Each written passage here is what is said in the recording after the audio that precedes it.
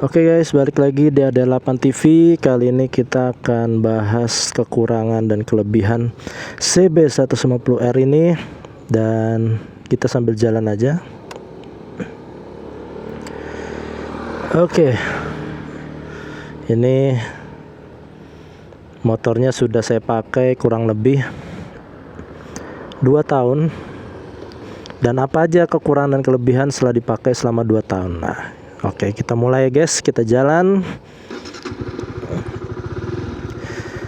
Oke, kita akan lewat jalan-jalan yang rusak dulu.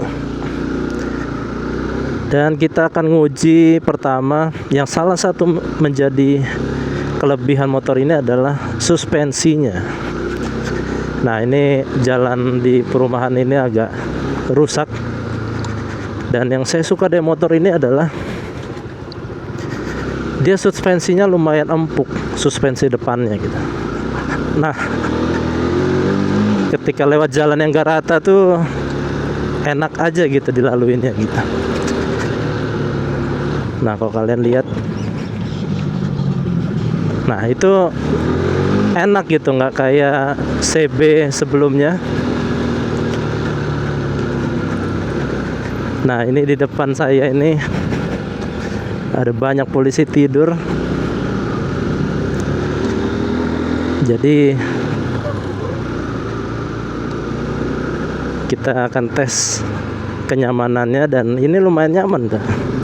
Jadi yang menjadi kelebihan pertama ini ada di suspensi untuk CB150R ini ya.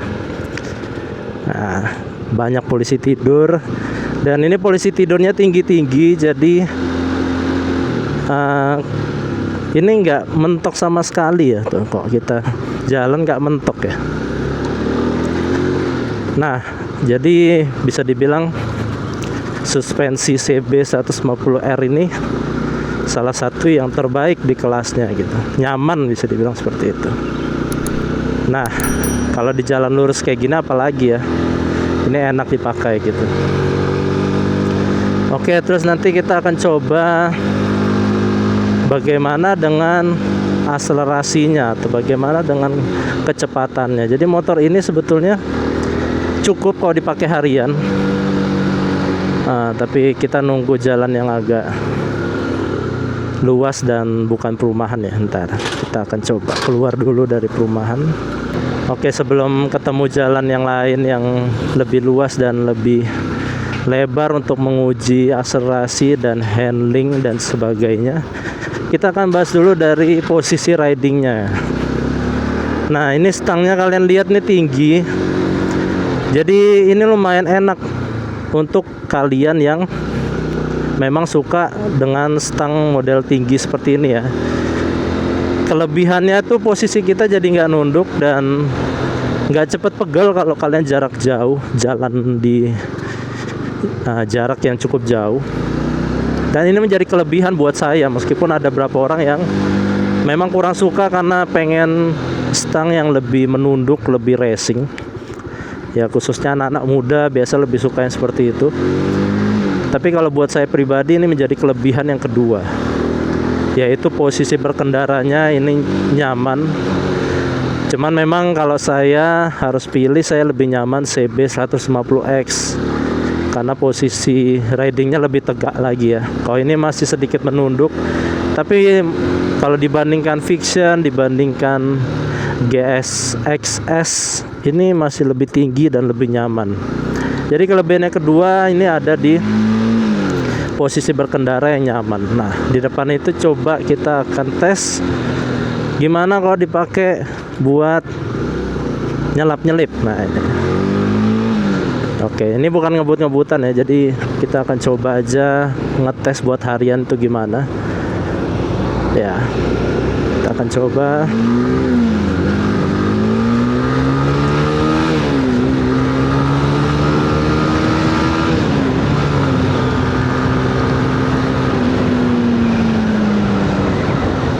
Oke, jadi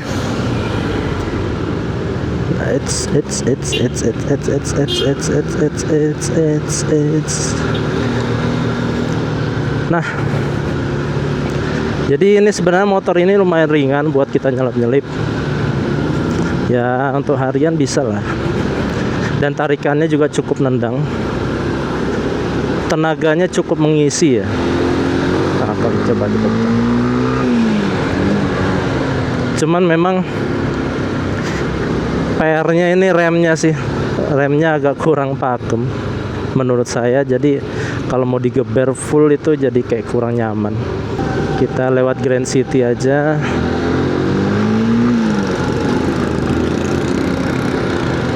Jadi kalau segi akselerasi ini motor lumayan, bukan yang terbaik mungkin, tapi untuk dipakai harian ini lebih dari cukup. Nah kita coba jalan di jalan yang agak senggang.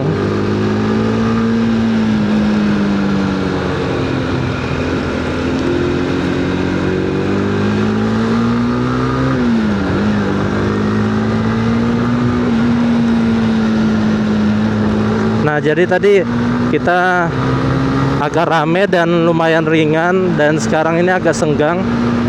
Cuma memang saya nggak akan terlalu ngebut di sini karena ini jalanannya, selain karena jalanan perumahan juga, ini jalanannya itu nggak rata guys, agak bumpy. Jadi agak mantul-mantul.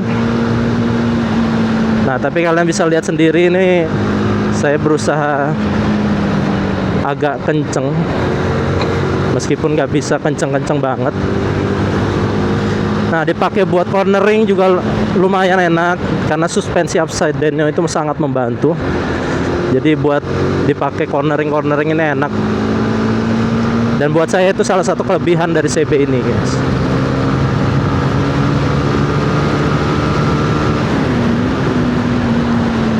Nah oke, jadi kelebihannya menurut saya motor ini tenaganya ngisi dari putaran bawah sampai ke putaran atas, meskipun bukan yang terbaik mungkin di kelasnya. Jadi itu kelebihan yang ketiga. Secara tarikan motor ini masih oke. Dan yang keempat, handlingnya juga oke. Ya enak dipakai cornering ya. Oke, coba kita gas terus. Waduh, ini hampir nabrak. Mepet sekali mobil ini. Nggak mau ngalah truk dengan pickupnya ini. Oke, di sini bukan tempat ngebut-ngebutan guys. Jadi sudah banyak yang kecelakaan di sini. Jadi kita akan lebih kalem aja. Meskipun jalanannya ini menggoda buat kita ngebut ya. Karena jalanan ini cukup sepi dan lebar, sehingga banyak orang ngebut-ngebutan di sini. Tapi kita nggak usah ngebut-ngebutan di sini. Ini kita jalan santai saja. Nah kita nanti akan coba gas di jalan yang mungkin lebih lebar lagi ya.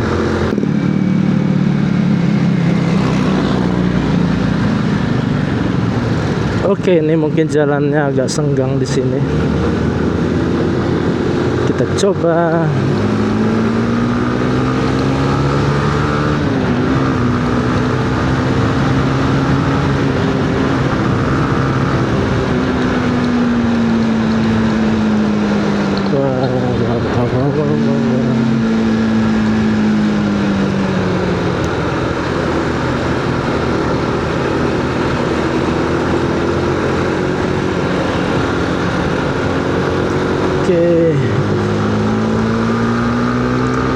Jadi buat tarikannya ini merata guys, narik terus. Sudah 100 kecepatannya. Nah, ini dibantu turunan tapi sayangnya rame. Aduh, sayangnya rame guys. Kita coba habis ini, kita susul. Iya,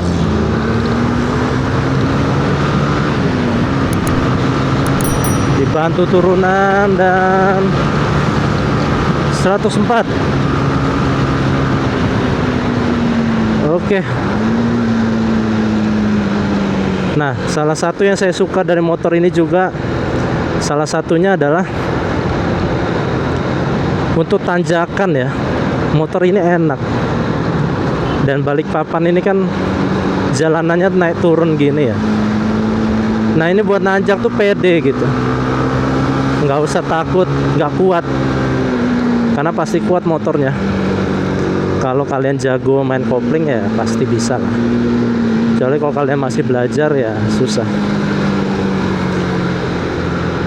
Jadi itu salah satu kelebihan lain. Buat climbing tuh enak, nanjak-nanjak enak.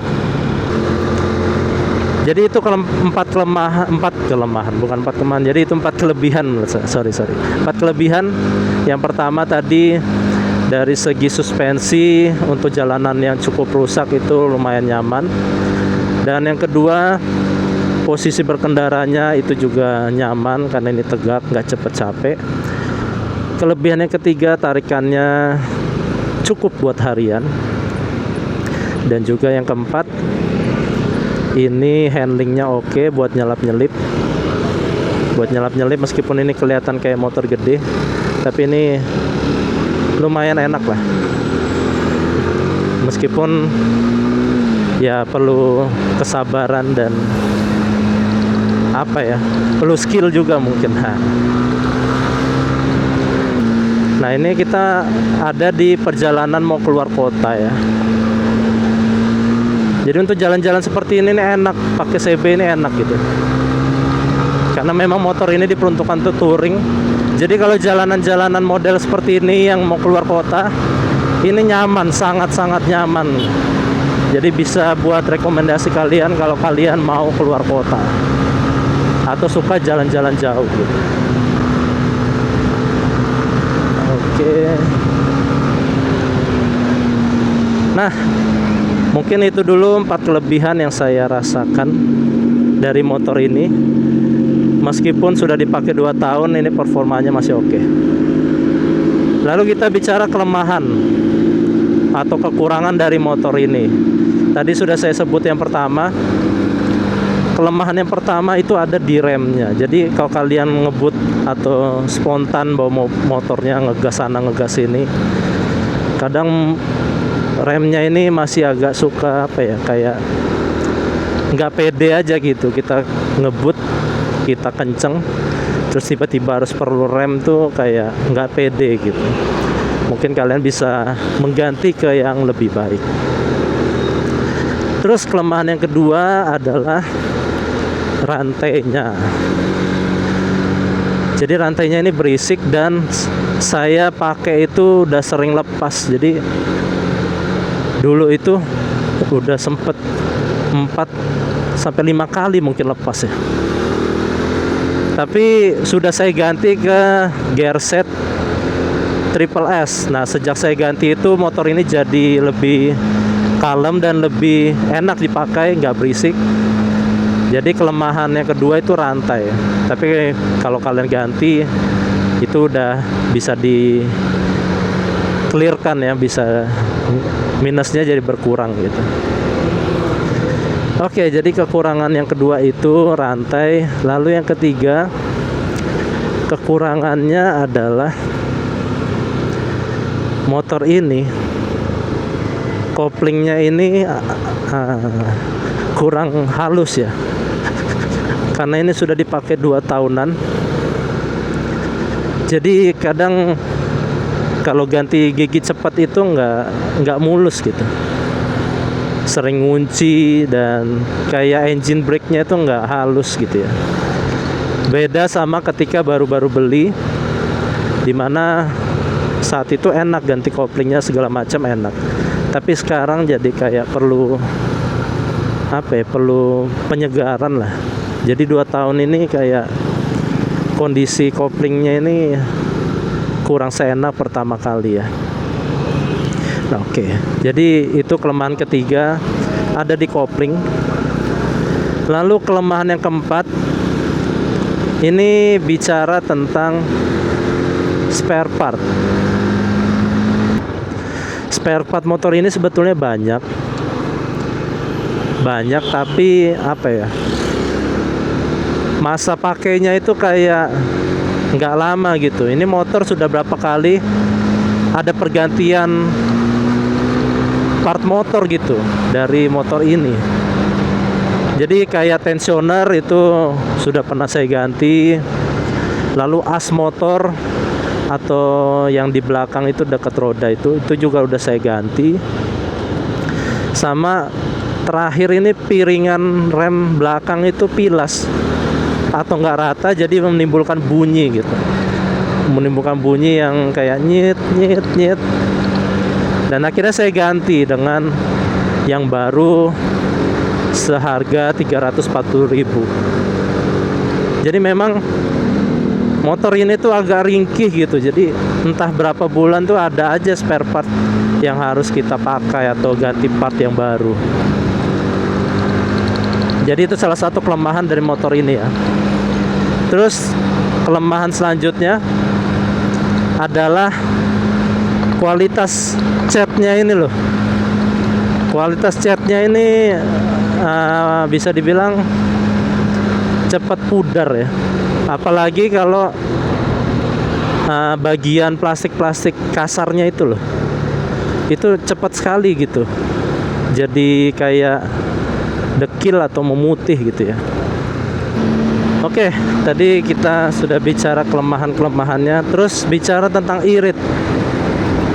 Jadi motor ini tergolong irit guys. Jadi tadi masuk kepada kelebihan ya. Jadi tambah lagi kelebihannya dari motor ini itu irit. Jadi tadi kelebihan yang pertama itu di suspensi depannya enak buat jalan rusak. Lalu kedua kelebihannya adalah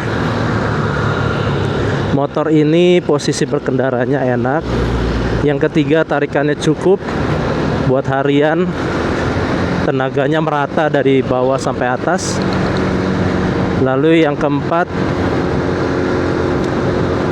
tadi apa ya, saya lupa. Lalu selanjutnya kelebihannya adalah irit. Jadi motor ini cukup irit buat dipakai harian guys.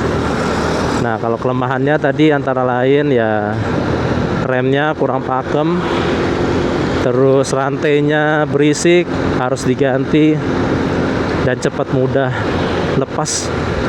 Lalu yang ketiga masalah kopling, setelah pemakaian 2 tahun itu mulai agak kasar. Dan keempat itu banyak part-part motornya yang ringkih atau nggak lama pakai, masa usianya nggak lama gitu ya. Mungkin beda dengan Suzuki yang build quality-nya bagus. Jarang ganti spare part.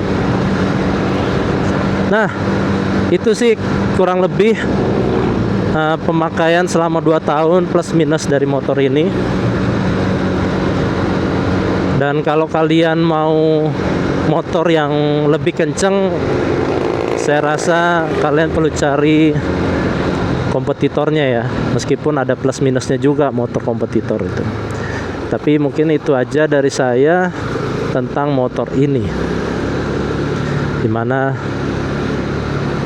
untuk harian ini motor sebenarnya lebih dari cukup. Dan saya memang memilih CB karena lebih nyaman dan cukup buat dipakai harian, karena saya nggak suka ngebut-ngebutan juga ya. Kalau dikejar deadline atau mungkin buru-buru, motor ini masih bisa lah jadi andalan. Dan lagi pula kalau soal nyelap-nyelip itu tergantung skill orang juga. Ya mungkin itu aja dari saya. Mungkin kalau ada tambahan dari kalian atau mungkin ada yang mau ceritakan pengalaman kalian memakai CB 150R yang terbaru ini, bisa tulis di kolom komentar. Dan mungkin hampir tabrakan. Dan mungkin itu dari saya. Sampai bertemu di video selanjutnya. Jangan lupa komen dan subscribe, bantu supaya channel ini bisa lebih berkembang. Dan terima kasih buat yang udah subscribe. Dan sekian dulu video kali ini. Sampai bertemu di video selanjutnya.